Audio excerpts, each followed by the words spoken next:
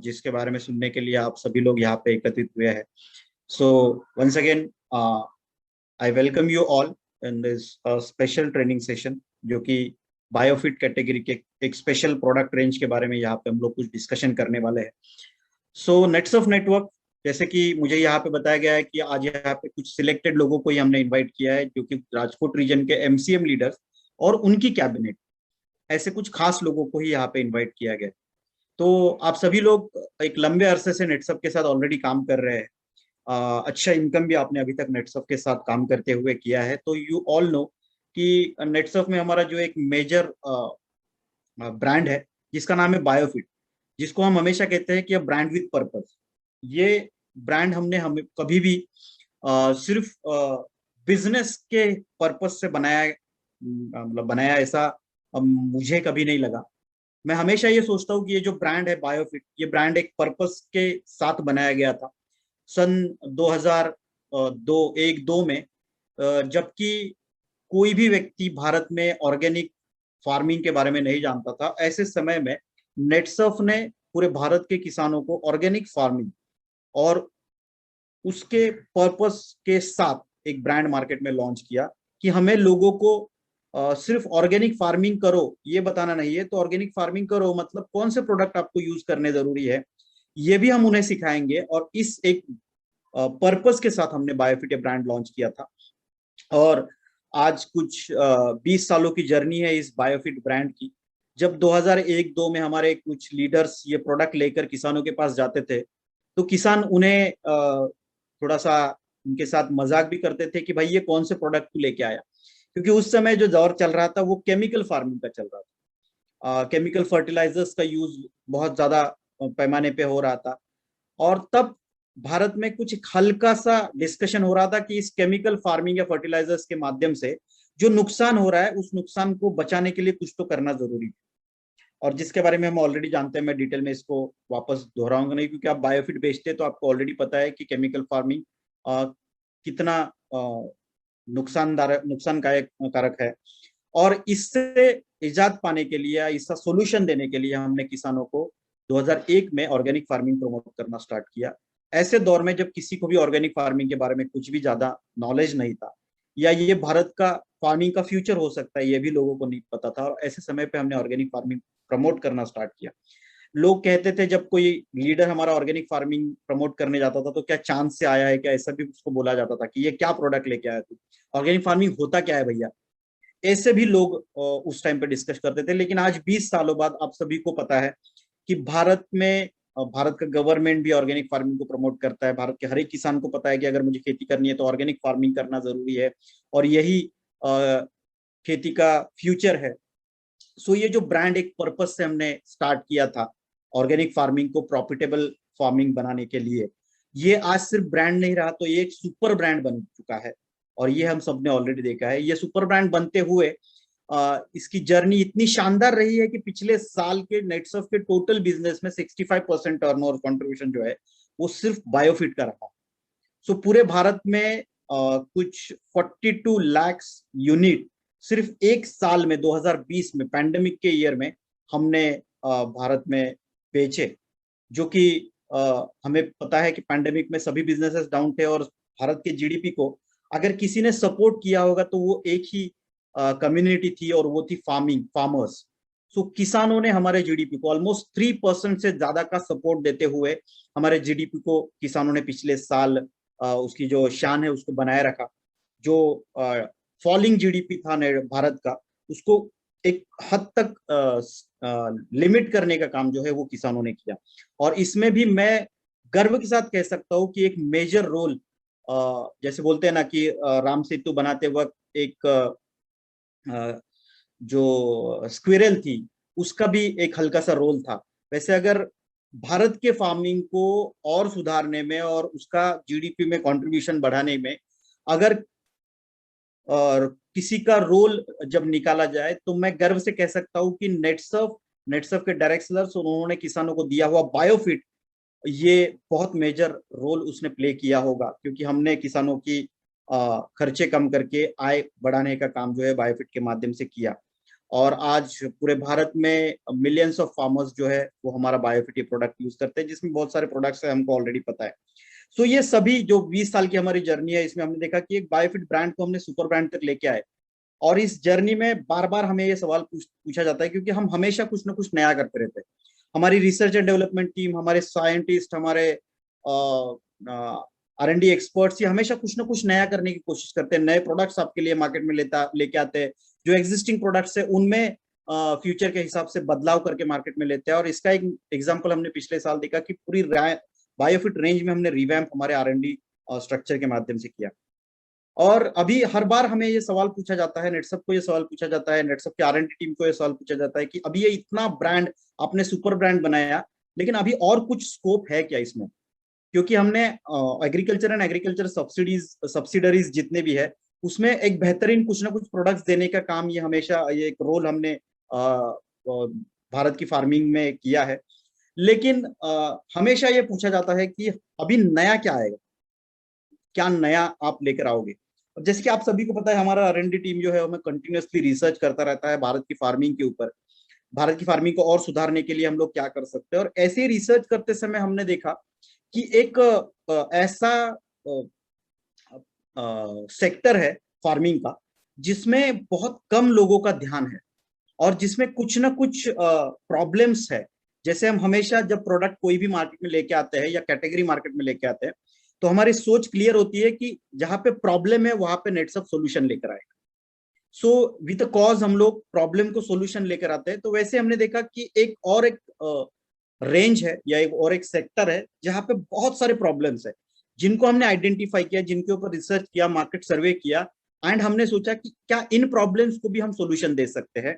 और वो इंडस्ट्री थी, वो सेक्टर था भारत का फिश फार्मिंग। फिश फार्मिंग एक ऐसा सेक्टर होता है जहां पे ह्यूमन कंजम्पशन के लिए फूड जो फिश जो है वो फिश एज अ फूड वहां पे कैप्चर किए जाते हैं या कल्चर किए जाते हैं। तो लार्जली हमने देखा कि विश्व में दो तरीके से फिश फार्मिंग होता है, एक मरीन फिश फार्मिंग और एक inland fish farming. Marine fish farming मतलब समुद्र के अंदर जाके जो फिश फार्मिंग किया जाता है, उसमें भी दो तरीके के फिश फार्मिंग होते हैं, एक ट्रेडिशनल फिश फार्मिंग और एक advance fish farming.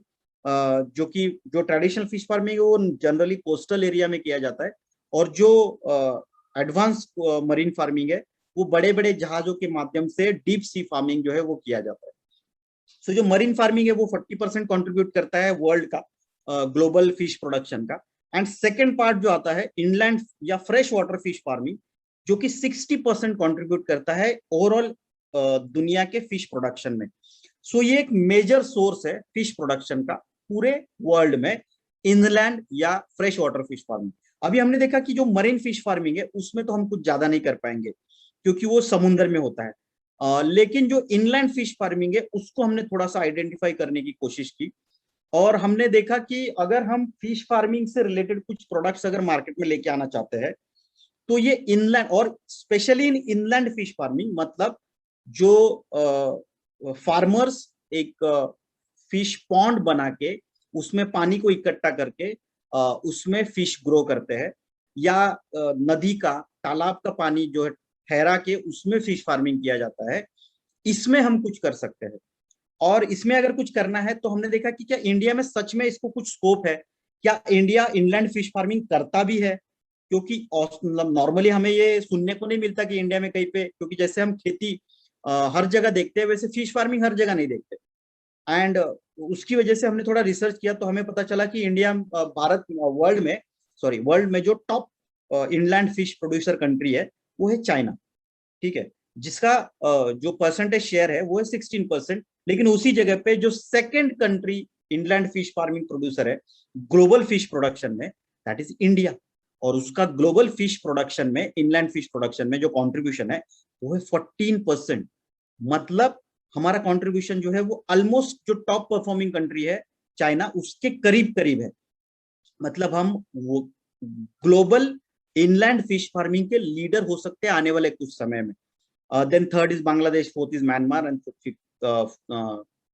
Fifth is Colombia. So हमारा इनलैंड फिश फार्मिंग का कंट्रीब्यूशन बहुत अच्छा है।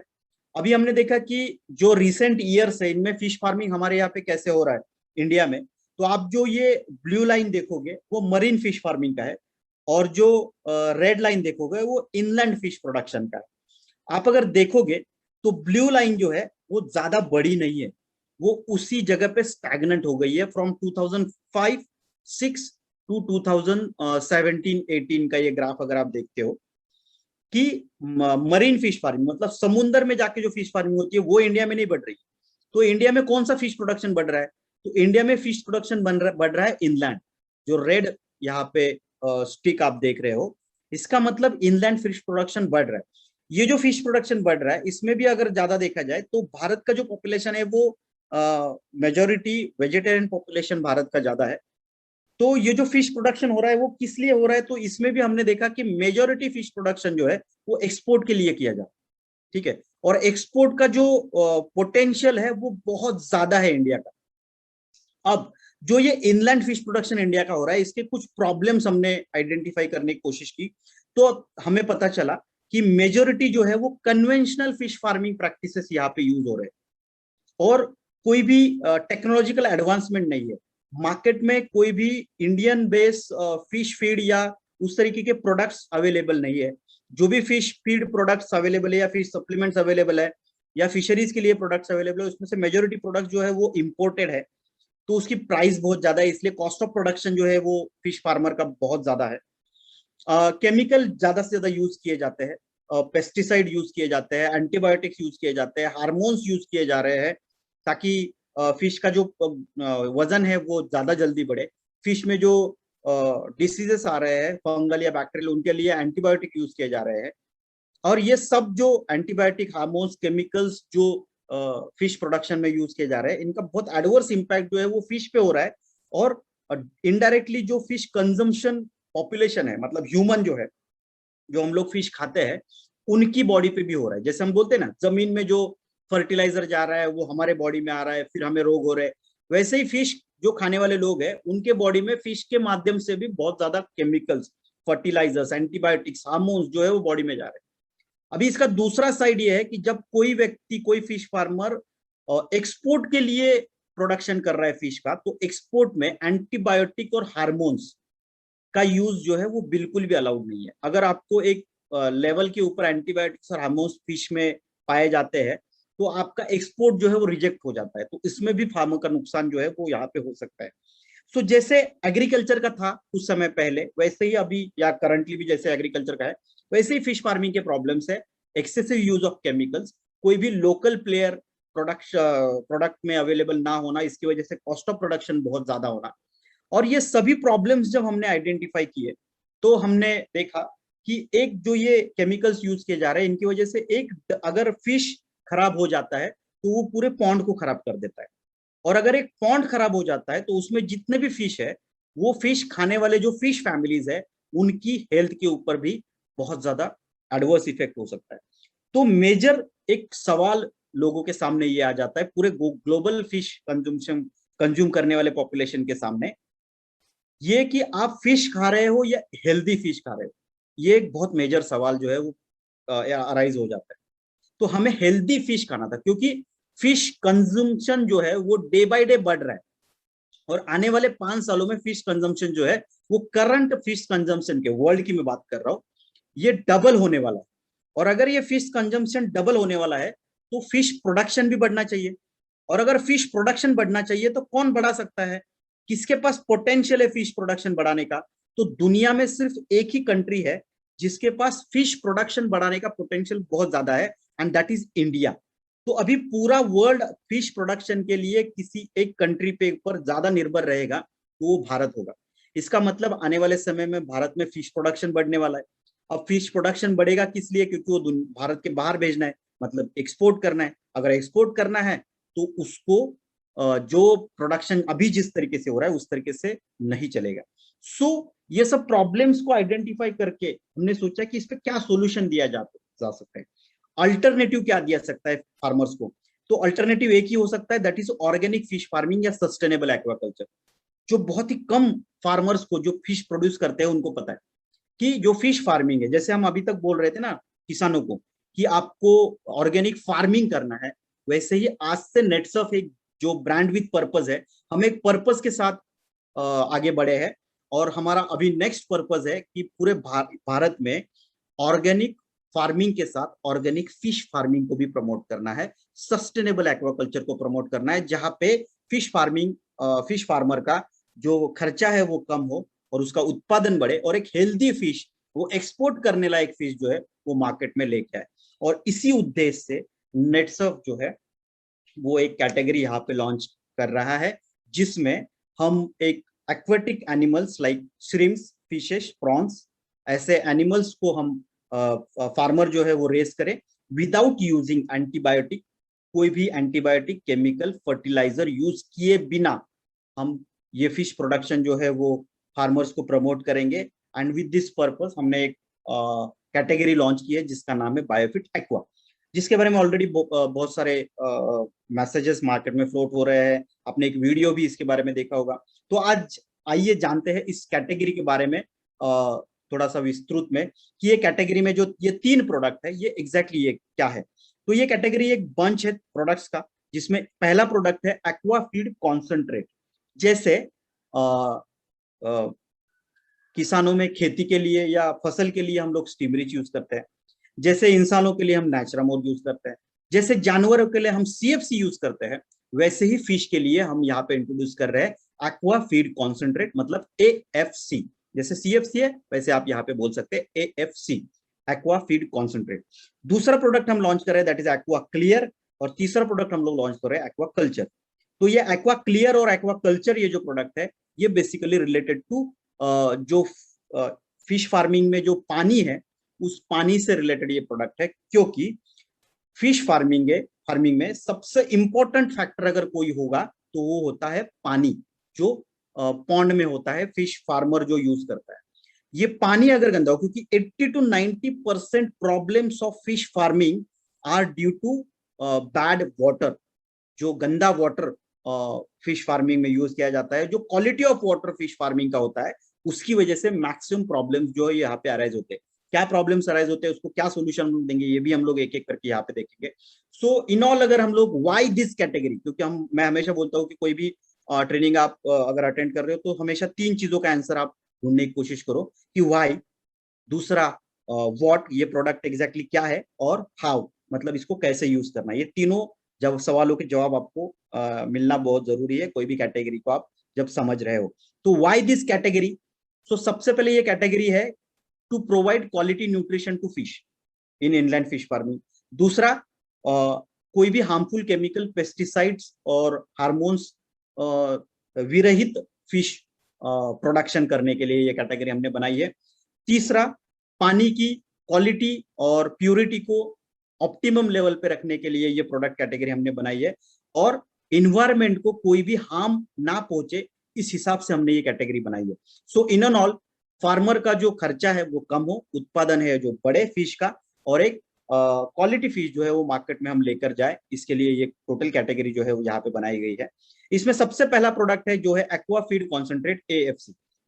एक्वा फीड कॉन्सेंट्रेट प्रोडक्ट क्या है, तो जैसे मैंने बोला, जैसे जानवरों के लिए हम लोग सीएफसी बोलते हैं, वैसे ही ये फिश के लिए एएफसी हमने यहाँ पे इंट्रोड्यूस किया है। क्योंकि जैसी कोई भी अगर इन एनिमल होता है, जैसे human is an animal, aqua fish, shrimps, prawns, crabs, ये भी एक एनिमल है। सो हर एक एनिमल के जानवर के बॉडी की कुछ रिक्वायरमेंट्स होती है, अलग अलग न्यूट्रिशनल रिक्वायरमेंट्स होती है, जो अगर नॉर्मल खाने से फुलफिल ना हो तो उस रिक्वायरमेंट का डेफिशिएंसी क्रिएट होता है, और उस डेफिशिएंसी की वजह से जो नॉर्मल प्रोडक्शन हमें चाहिए वो नॉर्मल प्रोडक्शन जो है वो नहीं मिल पाता है।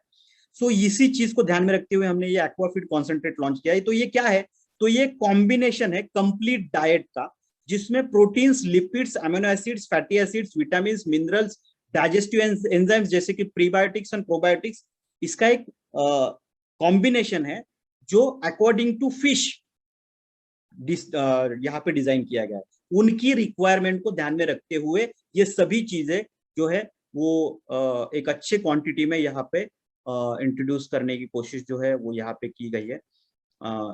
यहाँ पे कोई स्क्रीन के ऊपर मैं थोड़ा एनोटेशन डिसेबल कर देता हूँ,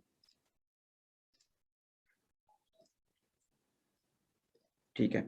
तो ये कॉम्बिनेशन है सभी उन न्यूट्रिएंट्स का जो एक फिश के बॉडी के नॉर्मल ग्रोथ के लिए रिक्वायर्ड है। अब ये न्यूट्रिशन क्यों रिक्वायर्ड है? तो देखिए एक सिंपल बात समझिए, फिश को नॉर्मली कुछ फीड खिलाया जाता है। तो कई जगह पे ये पोल्ट्री का जो वेस्ट होता है वो खिलाया जाता है, या अलग अलग वेस्ट खिलाए जाते हैं। कुछ लोग प्रॉपर फिश फीड खिलाते हैं, ठीक है। जैसे हम जानवर को कुछ चारा खिलाते हैं, वैसे फिश को भी कुछ फीड खिलाया जाता है। लेकिन ये जो फीड खिलाया जाता है फिश को, उसका प्रॉपर एब्जॉर्प्शन अगर बॉडी में नहीं हो पाया, क्योंकि ये सब एब्जॉर्प्शन किसके ऊपर डिपेंड है, तो वो फिश के मेटाबॉलिक प्रोसेस के ऊपर डिपेंड है, मतलब उसकी चयापचय क्रिया के ऊपर डिपेंड है। अगर ये चयापचय क्रिया प्रॉपर तरीके से नहीं हो रही है, तो जो फिश हम लोग फीड खिला रहे हैं, वो फीड अच्छी तरीके से वो फिश को फिश के बॉडी में एब्जॉर्ब नहीं होगा। और वो अगर एब्जॉर्ब नहीं होगा तो फीड ज्यादा यूज करना होगा, और उस प्रोपोर्शन में जो वजन फिश का आना चाहिए वो वजन नहीं आएगा। इसका मतलब 1 kg फिश बनने के लिए, जैसे कि फिश का जो बीज जब पॉन्ड में जाता है, फिश पॉन्ड में जाता है, तालाब में जाता है, तो वो कुछ 2 से 3 ग्राम के करीब होता है।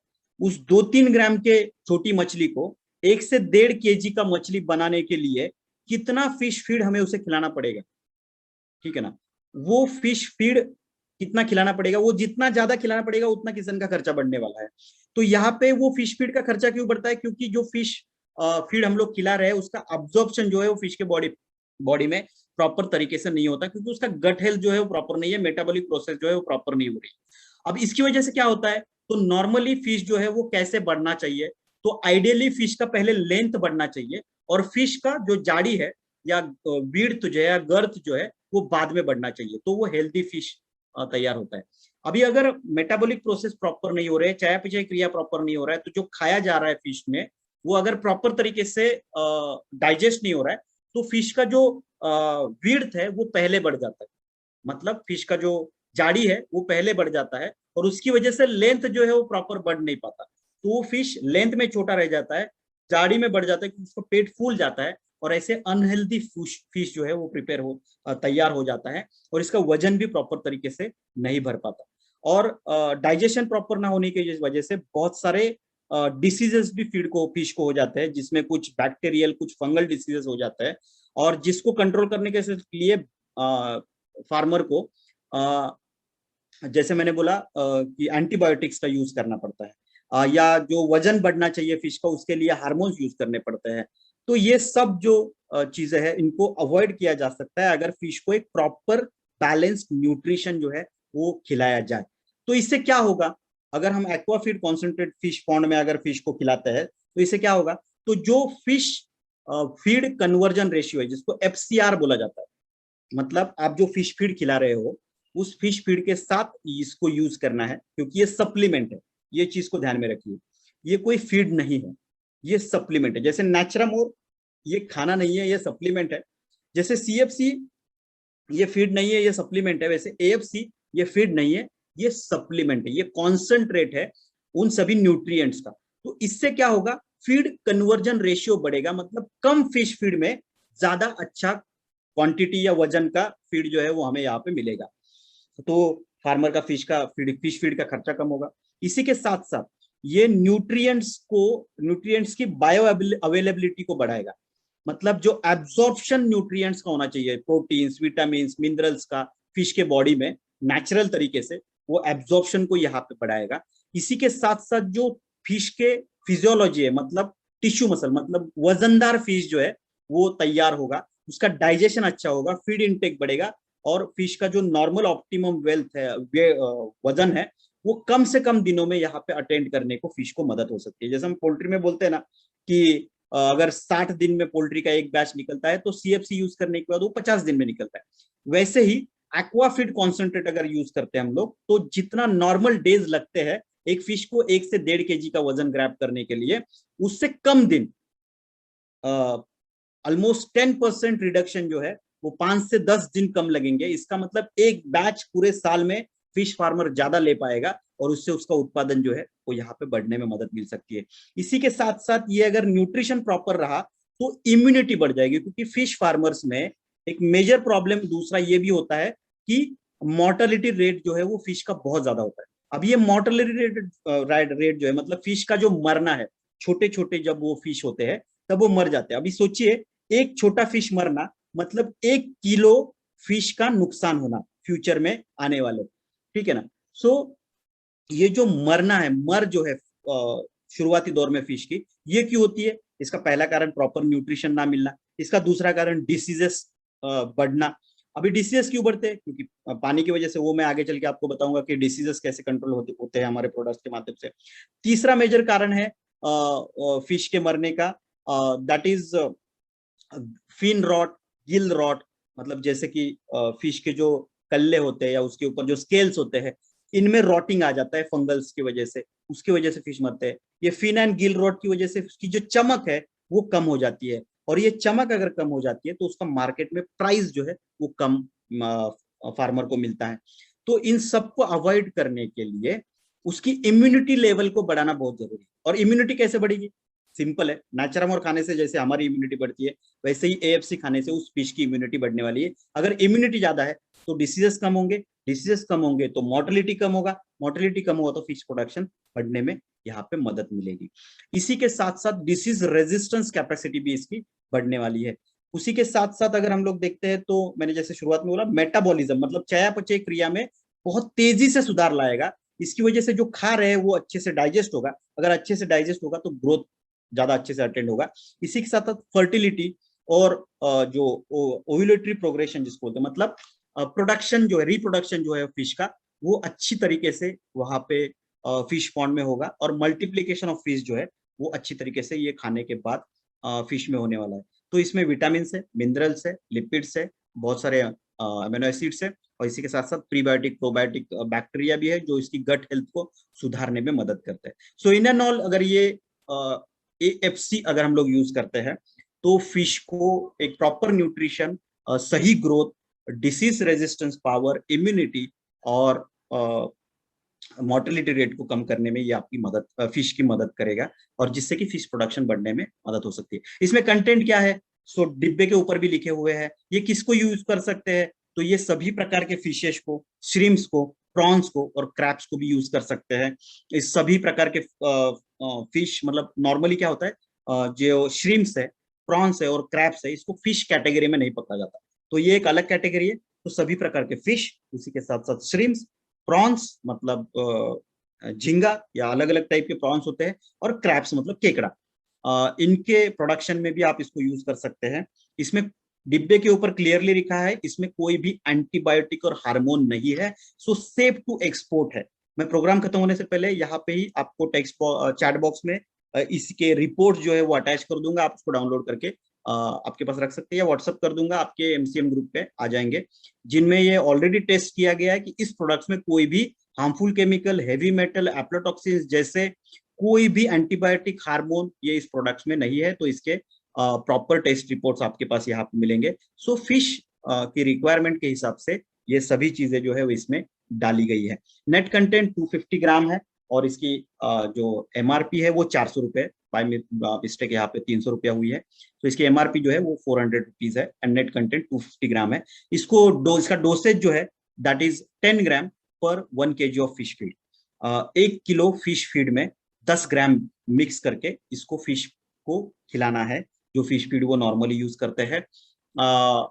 नॉर्मली इसको आप स्टेप बाय स्टेप बढ़ा भी सकते हो, जैसे कि पहले 7 दिनों में इसको 5 ग्राम पर KG of fish feed use कर सकते हैं, क्योंकि उस टाइम फिश फीड जो है वो, फिश जो है वो छोटा होता है। जो बाद के 15 डेज है उसमें आप 7 ग्राम तक उसको बढ़ा सकते हो, और जैसे ही वो 1 महीने का हो जाता है फिश, तो आप 10 ग्राम पर केजी फिश फीड के हिसाब से इसको यूज कर सकते हो। इसको आप डेली अल्टरनेट भी यूज कर सकते हो। फिश के साइज के हिसाब से भी इसको वेरिएशन इसके आ सकते हैं। फिश फीड खिलाने के एक स्टैंडर्ड जो है वो हमने दिया है, 1 kg फिश फीड में 10 ग्राम इसको यूज करना है, ठीक है। दूसरा जो प्रोडक्ट है हमारा दैट इज एक्वा क्लियर।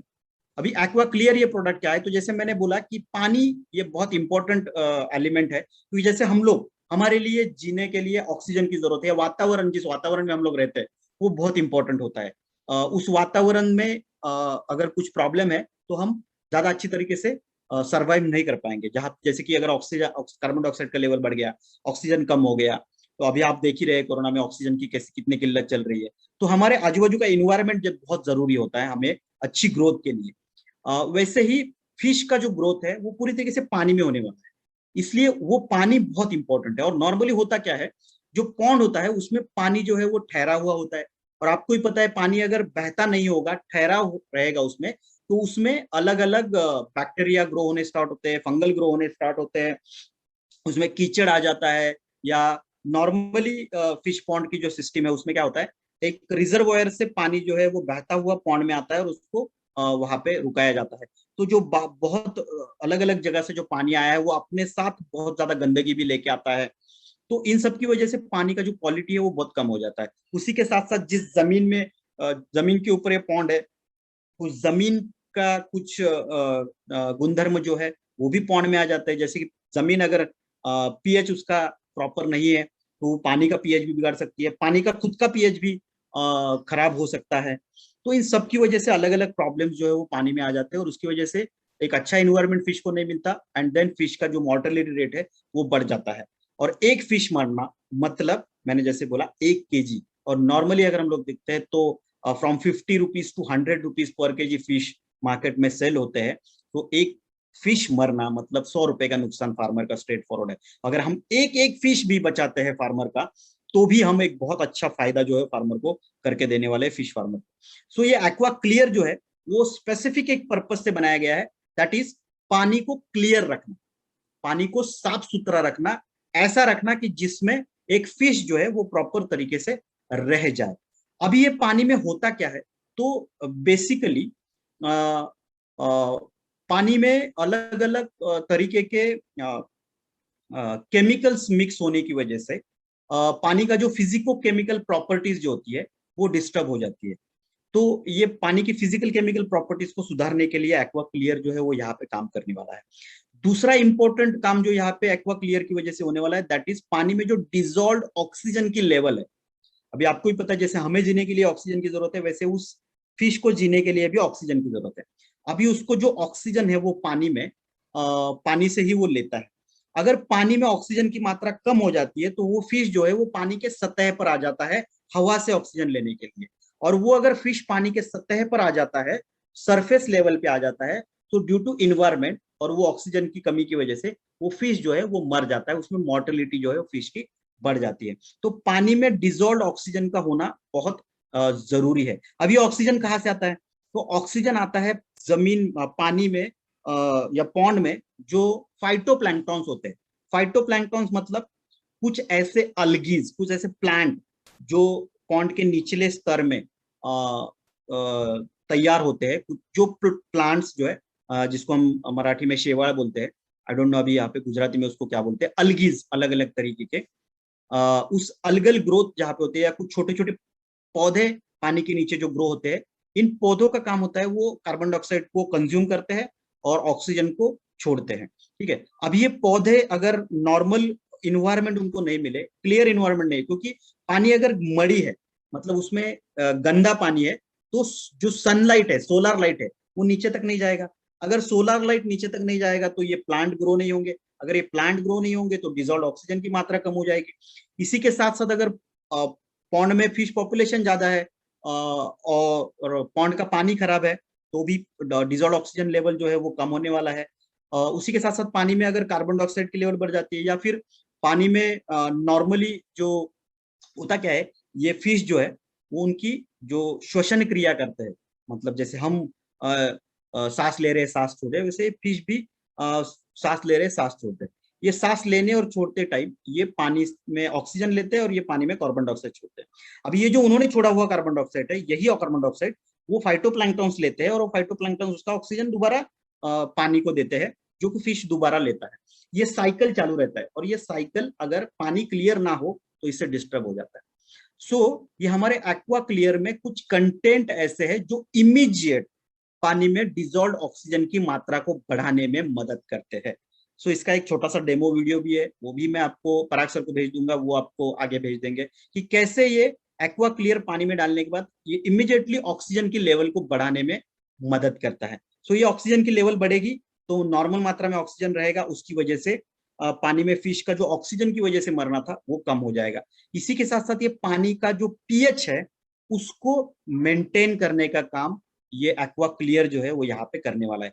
जो एक नॉर्मल रेंज पानी के पीएच की होनी चाहिए, पानी अगर बहुत ज्यादा सलाइन है या बहुत ज्यादा अल्कलाइन है, ऐसे केस में अगर आप उसमें एक्वा क्लियर डालते हो तो आप देखोगे कि ये ड्रास्टिकली पानी के पीएच को मेंटेन करके एक फिश की ग्रोथ के लिए जो पीएच चाहिए उस लेवल पे लेके आएगा। क्योंकि अगर पीएच ज्यादा है या पीएच कम है तो ऐसे इन्वायरमेंट में फिश का ग्रोथ नहीं हो पाएगा। इसी के साथ साथ ये जो हार्मफुल पैथोजेंस पानी में जाते हैं, पैथोजेंस मतलब कुछ फंगस, कुछ बैक्टीरिया जो पानी में जाने के बाद फिश को अटैक करते हैं, ऐसे हार्मफुल पैथोजेंस के ऊपर भी ये काम करते हैं, इनको मारने में ये मदद करते हैं, जिससे कि डिसीजेस जो है फिश में आने वाले वो वहां पे कम हो जाते हैं। इसी के साथ साथ ये पानी का जो टोटल नाइट्रोजन लेवल है उसको भी मेंटेन करता है। होता क्या है, ये जो फिश है ये अपनी तरह इनकी भी एक चयापचय क्रिया है, इसमें वो एक्सक्रीट भी डालते हैं। एक्सक्रीट मतलब जैसे मल हम रोज सुबह या यूरिन के माध्यम से या मल के माध्यम से हम हमारे बॉडी का एक्सक्रीट जो है वो बाहर डालते हैं, या स्वेट आता है, पसीना आता है हमें, इससे हम हमारे बॉडी का एक्सक्रीट जो बाहर डालते हैं। सो ऐसे ये फिश भी उनके बॉडी का एक्सक्रीट जो है वो बाहर डालते हैं। ये जो एक्सक्रीट बाहर जाता है ये नाइट्रोजन मतलब ये नाइट्रोजन होता है इसमें, जैसे हमारा होता है।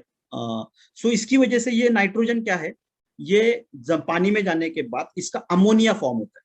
और आपको पता होगा, आपने कभी देखा होगा कि कोई अगर सार्वजनिक शौचालय होता है और उसमें अगर हम घुसते हैं तो एक बहुत ही गंदा सा स्मेल आता है। अब ये जो स्मेल आता है ना, जो नाक में घुसने के बाद एकदम ऐसा लगता है कि यार नाक के बाल जल जाएंगे।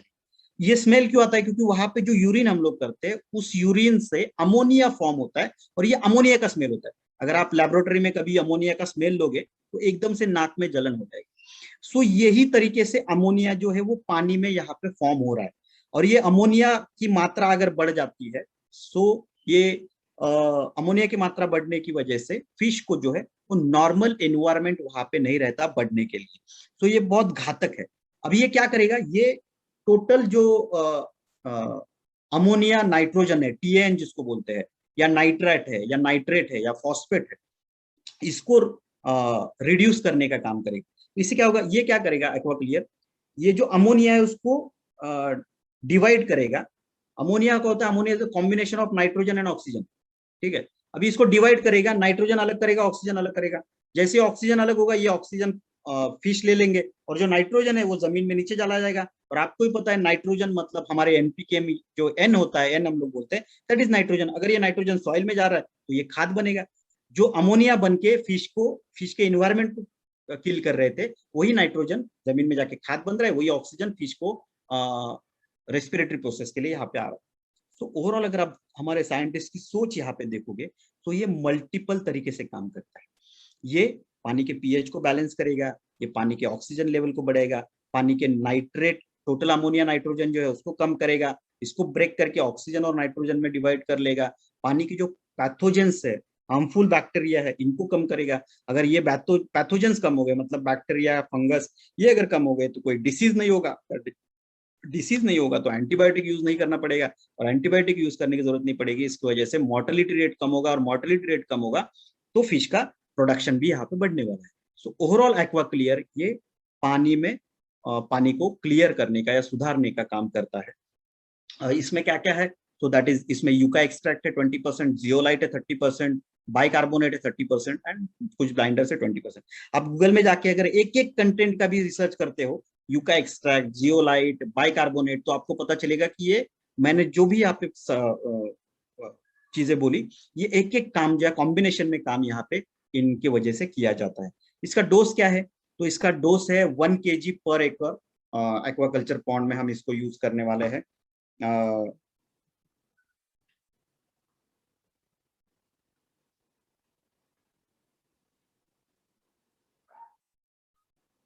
सॉरी, इसका जो डोज है वो है 1 एकड़ फिश पॉन्ड के लिए। 1 एकड़ मतलब ये गुजरात में जो बीघा सिस्टम बोला जाता है, सो आई गेस मेरे हिसाब से कुछ 2.5 से 3 बीघा मतलब 1 एकड़ होता है। एम आई राइट पराग सर, और कोई भी बोल सकता है? यस सर, यस, 2.5 बीघा। 2.5 बीघा मतलब 1 एकड़ हो जाता है, ठीक है।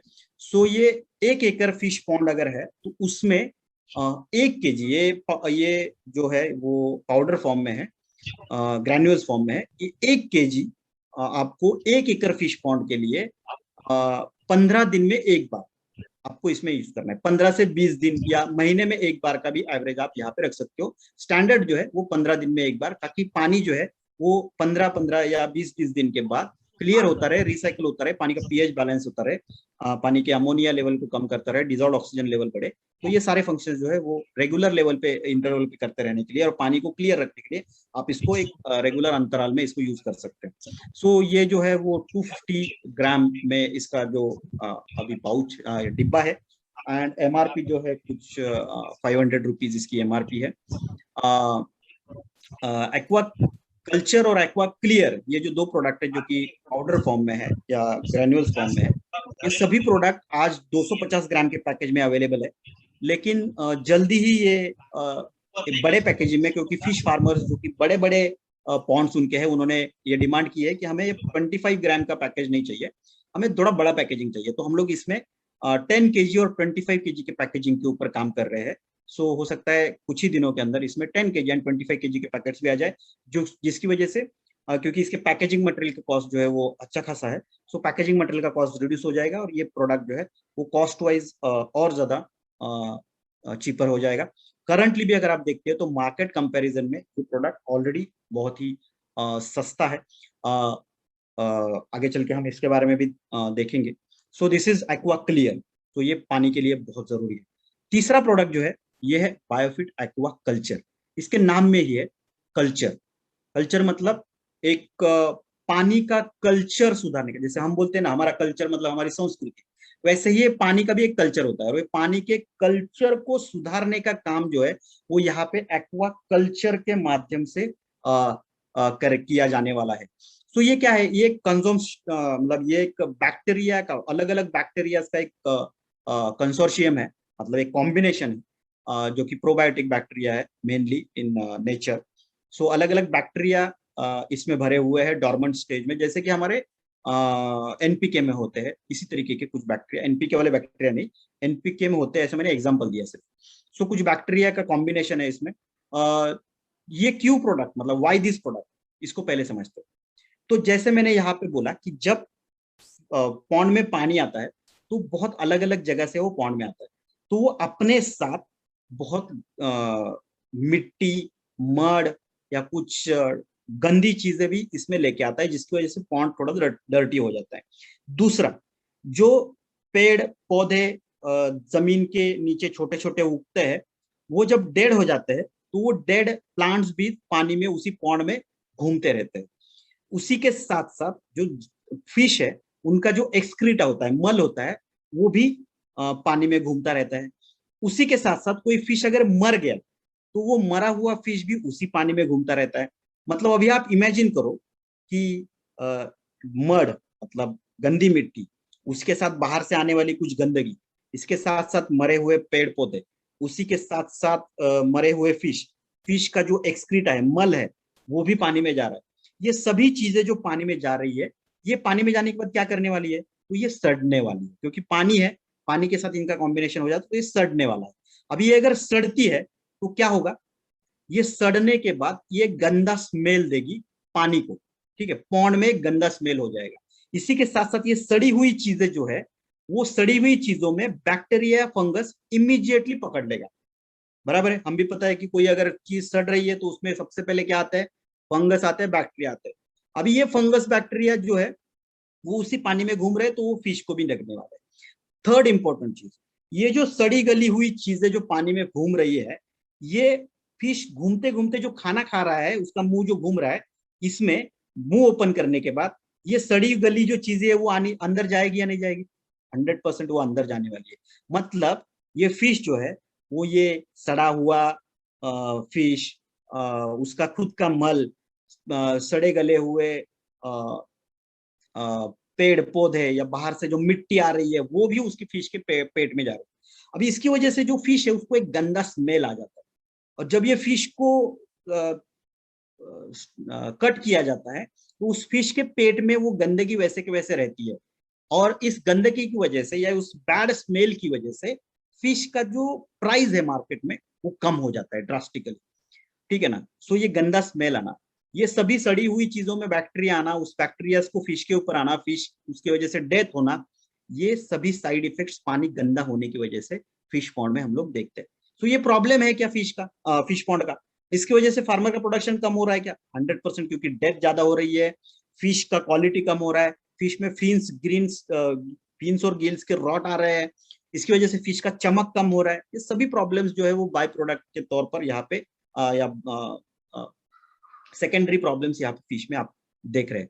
अभी इसको सॉल्व करना है तो क्या करना होगा? ये जो पानी का जो कल्चर खराब हो गया है ना, इस कल्चर को सुधारना पड़ेगा, और इसी को सुधारने के लिए हमने ये प्रोडक्ट मार्केट में लाया, दैट इज बायोफिट एक्वा कल्चर। अभी जैसे मैंने इसमें बोला, इसमें बैक्टीरिया है अलग अलग। अब ये बैक्टीरिया क्या करेंगे? तो ये बैक्टीरिया जो है ये पानी में जाने के बाद मल्टीप्लाई होंगे। ये मल्टीप्लाई होने के बाद पानी की जो जितने भी पानी के जो ऑर्गेनिक मैटर पानी में है, इस सभी ऑर्गेनिक मैटर के ऊपर ये काम करेगा और इसको डिकम्पोज करने का काम करेगा नेचुरल तरीके से।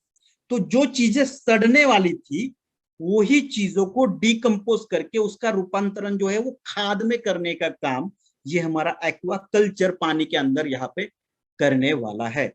इसका मतलब अभी जो जितने भी ऑर्गेनिक मैटर, सड़ा हुआ फिश है, उसका एक्सक्रीटा है, उसका पेड़ पौधे हैं, या जो गंदगी बाहर से जा रही, इन सब के ऊपर ये प्रोसेस करके इनको डिकम्पोज करके इससे खाद जो है वो तैयार करेगा, और यही खाद जो है वो फिश पॉन्ड के जमीन में जाएगी। यही खाद अगर फिश पॉन्ड के जमीन में जाती है तो वहां पे जो फाइटोप्लैंक्टॉन्स है, मतलब जो यूजफुल प्लांट्स जो जमीन के नीचे ग्रो होते हैं, जिनकी वजह से ऑक्सीजन लेवल बढ़ता है पॉन्ड का, वो भी ग्रो होना स्टार्ट करेंगे, क्योंकि ये फर्टिलाइजर या खाद की तरह काम करेगा। इससे जो जमीन है उसकी क्वालिटी अच्छी होगी, पानी की क्वालिटी अच्छी होगी, डिसीज की जो अटैक है वो कम हो जाएगा। तो ओवरऑल ये पानी के कल्चर को, संस्कृति को सुधारने का काम जो है वो एक्वाकल्चर यहाँ पे करने वाला है। तो जैसे मैंने यहाँ पे बताया बेनिफिट्स के, इसमें आप देख रहे हो कि इसमें कोई भी एंटीबायोटिक नहीं है, इसमें कोई भी हार्मोन्स नहीं है। सो ये एक नॉन पैथोजेनिक है, और सॉल्ट रेजिस्टेंस और नेचुरली ऑकरिंग प्रोबायोटिक बैक्टीरिया का कल्चर है। ये बैक्टीरिया, कोई बोल सकता है सर आप ये बैक्टीरिया पानी में भेज रहे हो तो ये बैक्टीरिया फिश को डिसीज नहीं दे सकते क्या, इनकी वजह से बैक्टीरियल डिसीज नहीं होंगे क्या? सो मैंने क्लियरली पहले ही बोल दिया, अंडरलाइन करके, कि ये नॉन पैथोजेनिक बैक्टीरिया, इनकी वजह में ये बेनिफिशियल है, हार्मफुल बैक्टीरिया नहीं है।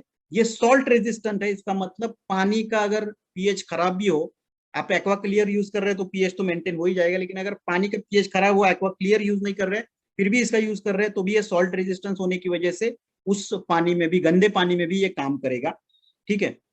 ये डाइजेस्टिव एंजाइम है, डिग्रेड करेंगे स्लज को, जो स्लज बिल्टअप हो रहा है पानी के अंदर, और इसकी वजह से ये फिश का जो परफॉर्मेंस है उसको इंप्रूव करने का काम करेगा। नेचुरल एक्टिविटी जो है वो फिश की हो सकती है, और जितना फिश एक्टिव रहेगा पानी में उतना वो फिश जो है वो फीड अच्छे से कंज्यूम करेगा, डाइजेस्ट करेगा, उसका ग्रोथ जो है वो अच्छा होगा, वो डिसीज उसको कम होंगे। जैसे हम बोलते हैं ना, हेल्दी रहने के लिए थोड़ा एक्सरसाइज करना जरूरी है, वैसे फिश को हेल्दी रहने के लिए उसको पॉन्ड में घूमना जरूरी है। अगर वो डिसीज वाला फिश है, वो घूमेगा नहीं, तैरता नहीं रहेगा, तो एक्टिविटी नहीं होगा, एक्टिविटी नहीं होगा तो डाइजेशन नहीं होगा, डाइजेशन नहीं होगा तो फिश जो है वो जैसा हमें चाहिए वैसा क्वालिटी फिश प्रोडक्शन यहाँ पे नहीं होगा।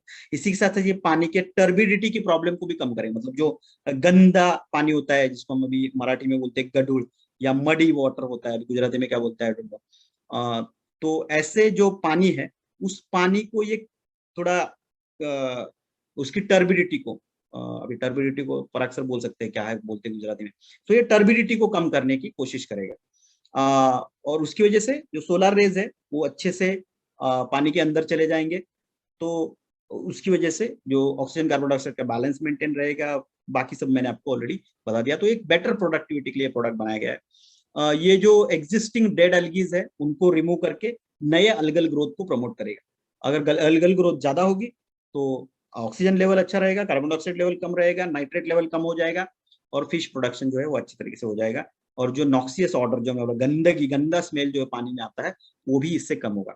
सो एनानॉल अगर आप लोग देखते हैं तो ये प्रोडक्ट यूज करने के बाद आप पानी का जो नेचुरल हैबिटेट है फिश को ग्रो होने के लिए जैसा चाहिए वैसा नेचुरल लेवल यहाँ पे आप मेंटेन करोगे। इसमें अलग अलग तरीके के बैक्टीरिया है, बैसिलस सबटिलिस, बैसिलस कोगुलेंस, बैक्टीरियस लिचेनिफॉर्मिस एंड मेगाटेरियम। इसका जो बैक्टीरियल काउंट है दैट इज 1 × 10⁹ CFU पर ml, जैसे हम एनपीके में बोलते हैं वैसे आप यहाँ पे आपको पता है CFU मतलब क्या। CFU मतलब काउंट फॉर्मिंग यूनिट, मतलब 1 ml अगर ये पानी में जाता है तो इससे 1 × 10⁹ इतने बैक्टीरिया पैदा होंगे या मल्टीप्लाई होंगे और वो अपना काम जो है पानी में जाने के बाद पानी का कल्चर क्लियर करने का करने वाले हैं। इसको भी हम 15 से 20 दिन के अंतराल में एक एक ये जो है वो जैसे हमारा एनपीके होता है लिक्विड फॉर्म में, वैसे ये रहेगा। सो 1 लीटर पर एकड़ पॉन्ड में आपको अप्लाई करना है इसका 10 to 15 डेज में। ये 500 ml के बॉटल में आपको यहाँ पे मिलेगा। एंड एमआरपी जो है वो 400 रुपीज है। आई गेस यहाँ पे थोड़ा सा नहीं, एमआरपी इसकी 350 रुपीज है। क्लियर का जो एमआरपी मैंने यहाँ पे बोला वो 500 रुपया, जो गलती से मैंने यहाँ पे टाइपिंग मिस्टेक है, वो 600 रुपीज है।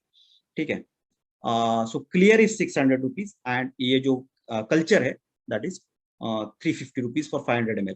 सो मार्केट में एक तो इसके पैरेलल कॉम्पिटिटिव प्रोडक्ट्स ज्यादा अवेलेबल नहीं है, तो कंपटीशन बहुत कम है, और कॉस्ट वाइज जो इंपोर्टेड प्रोडक्ट्स मार्केट में आते हैं उससे इसका कॉस्ट, जो तीनों प्रोडक्ट का कॉस्ट जो है वो कंपेरेटिवली बहुत सस्ता है। कुछ सवाल जो आप पूछने वाले मैं ही क्लियर कर देता हूँ। सबसे पहला सवाल, क्या ये रेंज कॉस्ट इफेक्टिव है? तो यस, 100% मैं ये कहूंगा कि ये range absolutely cost effective range है, क्योंकि सबसे पहले तो इसका कोई कंपटीशन मार्केट में नहीं है। जो भी प्रोडक्ट मार्केट में अवेलेबल है मैक्सिमम प्रोडक्ट जो है वो इंपोर्टेड प्रोडक्ट्स है।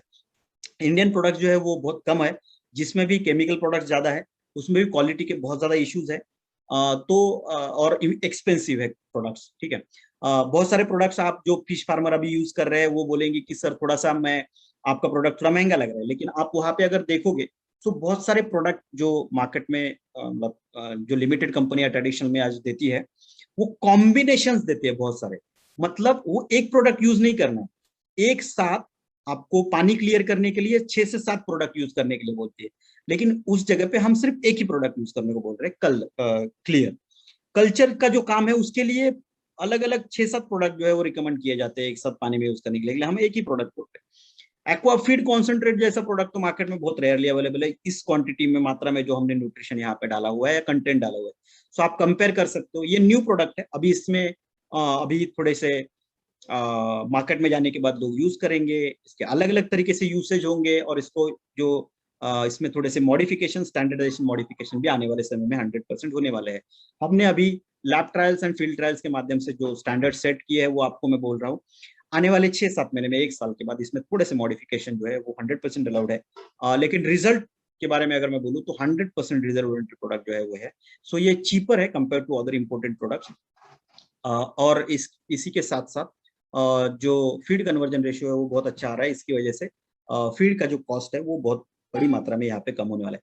करंटली मैं अगर बोलूँ जो ट्रेडिशनल फिश फार्मिंग इंडिया में हो रहा है उसमें अगर फिश कन्वर्जन रेशियो की अगर मैं बात करता हूँ तो कुछ रफली 2.5 to 3 kg, कुछ कुछ जगह पे 4 kg फिश फीड पर kg ऑफ फिश प्रोडक्शन के लिए यूज किया जाता है। सो इट्स ए ह्यूज, मतलब अगर fish conversion ratio, feed conversion ratio ये 2 के ऊपर है तो ये गणित बहुत व्यस्त हो जाता है।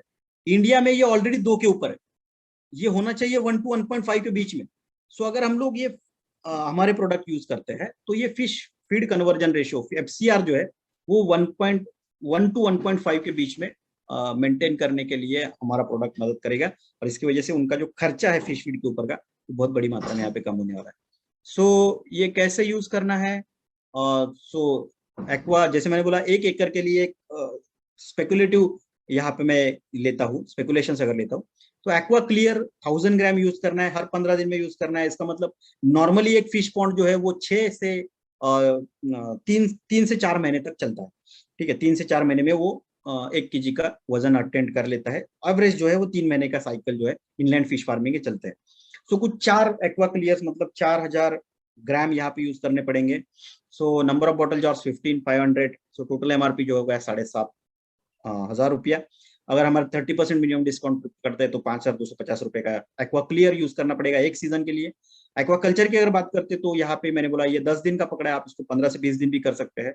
सो इसमें कुछ 5 बार, 4 से 5 बार एक्वा कल्चर यूज किया जा सकता है। सो कुछ 10 बॉटल्स या जार्स, 10 बॉटल्स यहाँ पे यूज होंगे। सो 350 एमआरपी है। ये जो कैलकुलेशन है ये पुराने जो प्राइजेस सेट किए गए थे at the time of research उसके ऊपर है। इसमें थोड़े से प्राइजेस मॉडिफिकेशन है, जैसे कि मैंने बोला एक्वा क्लियर जो है वो 600 रुपीज एमआरपी है, कल्चर 350 है, तो वो कुछ प्राइस मैंने यहाँ पे लिखा है। एंड एक्वा फीड जो है वो 10 ग्राम पर केजी फिश फीड के हिसाब से नॉर्मली जो है एक 15 केजी फिश फीड एवरेज 1 एकड़ के लिए यूज किया जाता है, 15 to 20 केजी। अभी फिश फार्मर को आप यूज पूछोगे तो वो 30, 35, 40, 50 केजी फिश फीड पर एकड़ के लिए डेली यूज करने वाले फार्मर भी आपको मिलेंगे, लेकिन वो ओवर फिश फीड यूज कर रहे हैं। इतने की जरूरत नहीं है। हम अगर हमारे प्रोडक्ट्स यूज कर रहे हैं तो, या फिर एक्वा फीड कॉन्सेंट्रेट अगर आप यूज कर रहे हो, तो फिश फार्मर को 15 केजी से 20 केजी पर एकड़ फिश पॉन्ड में यूज कर वो किया तो भी अच्छा रिजल्ट उसको मिलने वाला है। सो ये एवरेज 75 to 80 डेज यूज होने वाला है। अब जैसे मैंने बोला शुरुआत के दौर में 5 ग्राम, फिर 7 ग्राम, फिर 10 ग्राम, ऐसा भी आप कर सकते हो। एवरेज निकालते हैं तो कुछ 12 केजी एक्वाफीड कॉन्सेंट्रेट जो है वो 1 एकड़ मतलब बहुत बड़ा पॉन्ड हो जाता है, 1 एकड़ फिश पॉन्ड के लिए वहां पे यूज किया जाएगा। सो अगर ये 400 रुपीज एमआरपी है तो उसके हिसाब से अगर तो कुछ 16,000 के करीब का एमआरपी जो है वो एक्वाफीड का आ जाएगा। सो नॉर्मली अगर मैं देखूं तो एमआरपी जो है वो 30,000 के करीब एमआरपी यहाँ पे चला जाएगा।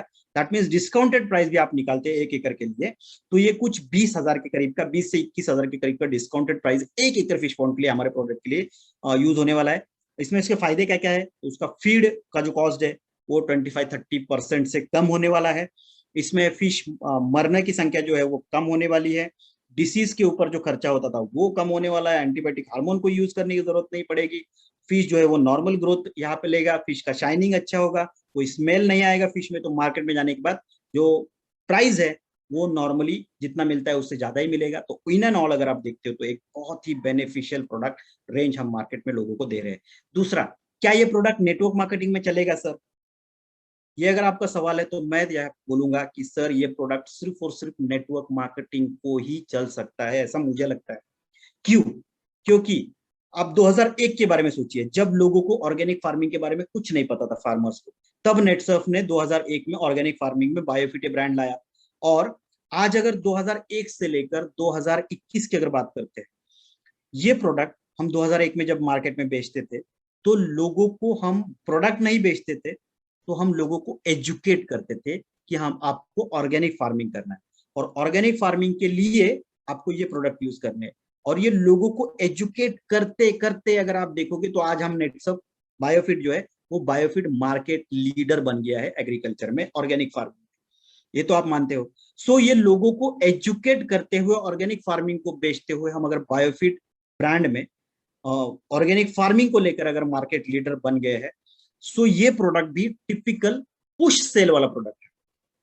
क्योंकि जब कोई कंसेप्ट की बात आती है ना, तो ये कंसेप्ट लोगों को पुश करना होता है, अच्छी चीजें लोगों को पुश करना होता है। आपको पता है हमारा बिजनेस पुल का नहीं, कोई खुद आके आपसे प्रोडक्ट नहीं मांगता, आपको जाके उनको प्रोडक्ट बेचने के होते हैं। तो it is a push sell product, typical push sell product. इसमें कंसेप्ट है, जैसे ऑर्गेनिक फार्मिंग में बायोफिट में था, तो ये कंसेप्ट लोगों को हमें समझाना पड़ेगा। तो और मैं जैसे हमेशा बोलता हूँ, कोई भी प्रोडक्ट बेचने के लिए हमेशा प्रोडक्ट बेचा नहीं जाता, प्रोडक्ट के पीछे की स्टोरी को लोग खरीदते हैं, है ना। तो ये प्रोडक्ट भी एक अच्छी स्टोरी वाले प्रोडक्ट है, तो ये स्टोरी आपको जाके लोगों को बतानी पड़ेगी, लोगों को पुश करना पड़ेगा। तो ये पुश सेल का अगर प्रोडक्ट है, जैसे ऑर्गेनिक फार्मिंग में बायोफिट था, और आज 2021 में जैसे हम 2001 में ऑर्गेनिक फार्मिंग प्रमोट करना स्टार्ट किया था हमने, वैसे हम 2021 में एक सस्टेनेबल फिशिंग या ऑर्गेनिक फिश फार्मिंग प्रमोट करने वाले। सो ये भी टिपिकल पुश प्रोडक्ट है, ये भी एक कंसेप्ट है, लोगों को समझाना है। और लोगों को अगर पुश सेल समझाने वाला प्रोडक्ट है तो वो हमारे से अच्छा कोई बेच नहीं सकता।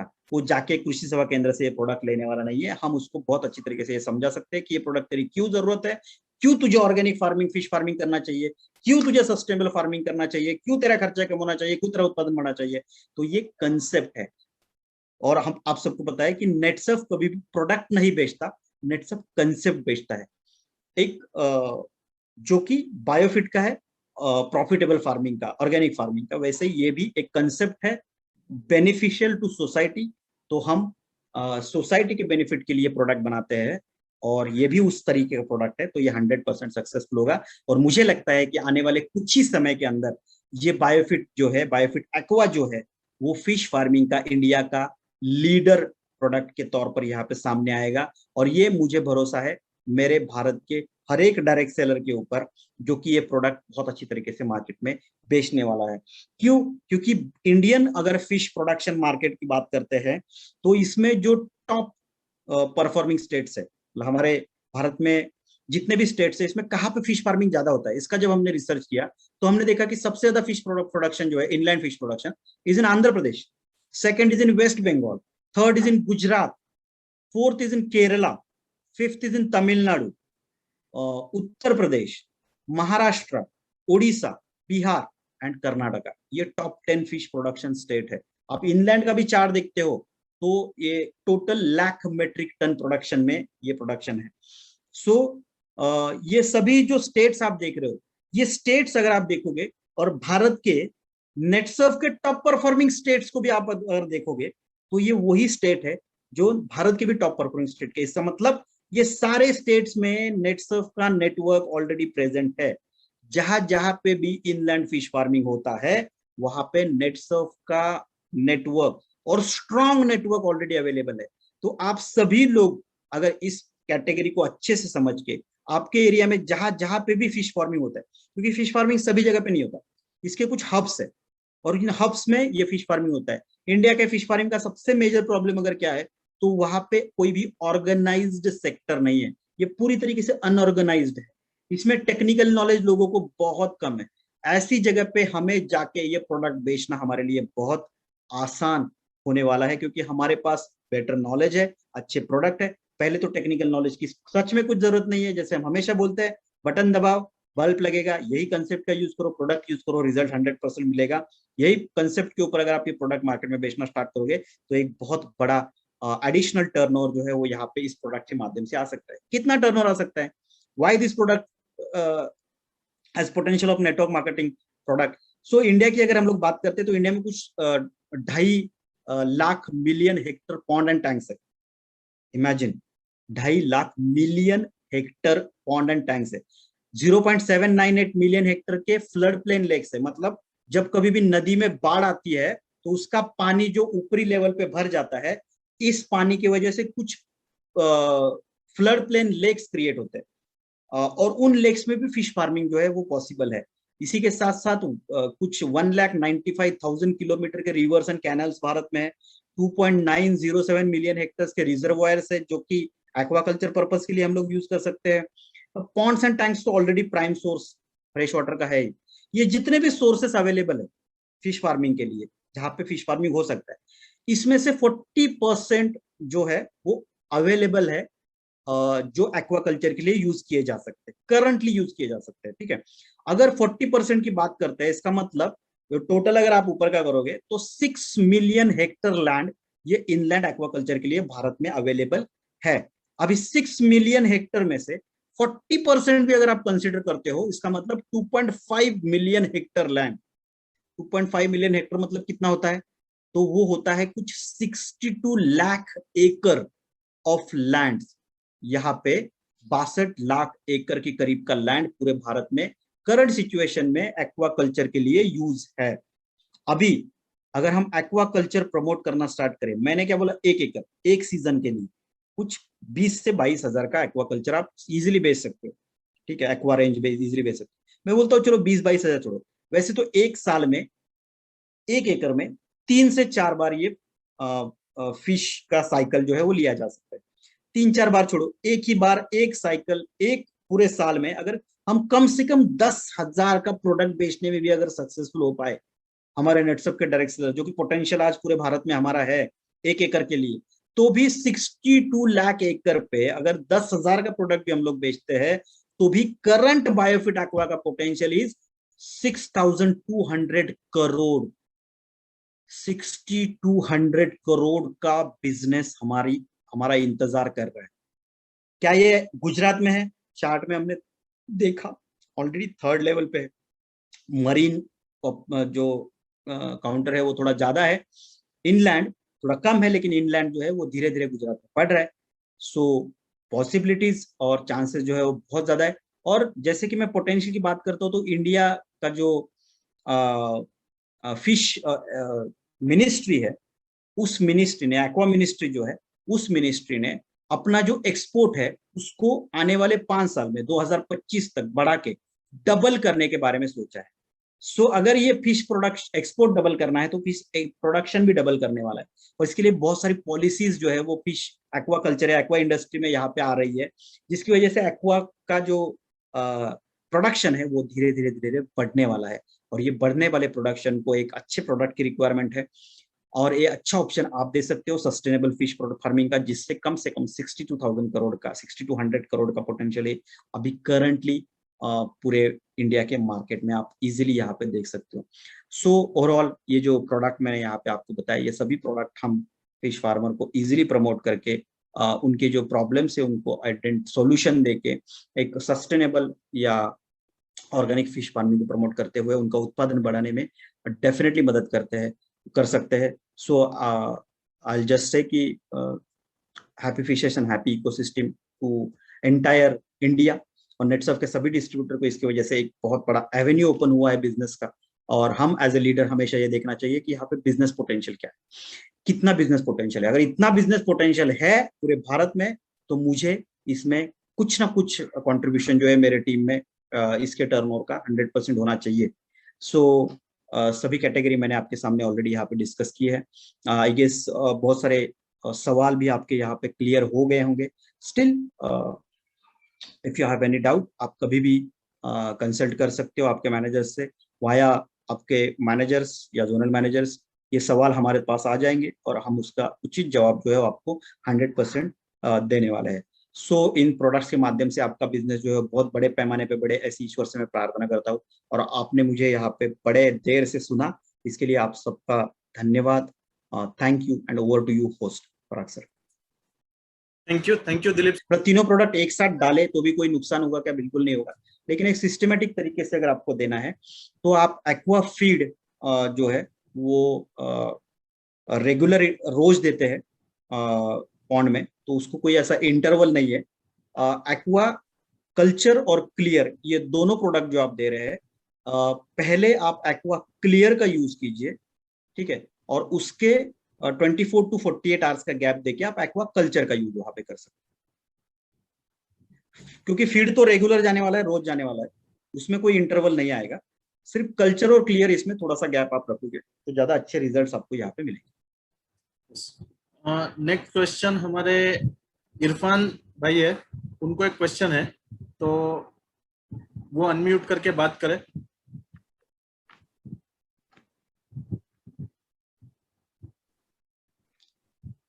Yes Irfan sir.